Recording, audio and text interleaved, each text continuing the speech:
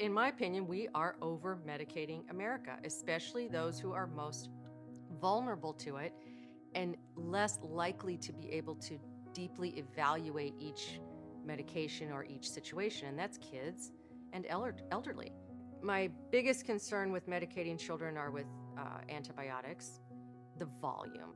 There really aren't pediatricians that disagree with me either. They know that the volume of antibiotics that has been given to children in the last couple decades has not overall helped them. What they're not as interested in talking about is how severely disruptive it is of the digestive tract, because that's not their area. What they do know is that it didn't really help the illness as much as they hoped. And what I respect is that when a medication is overused, doesn't really help the patient, stop doing it.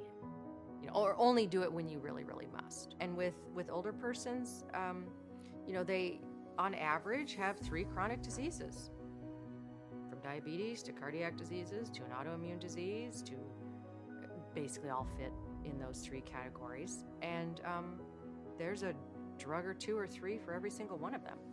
The other issue I don't love with the elderly and over-medicating is we don't do drug studies on more than 2 interactions in a drug. So if a new drug comes to market, it's only tested against another drug, and then that drug is tested against another drug.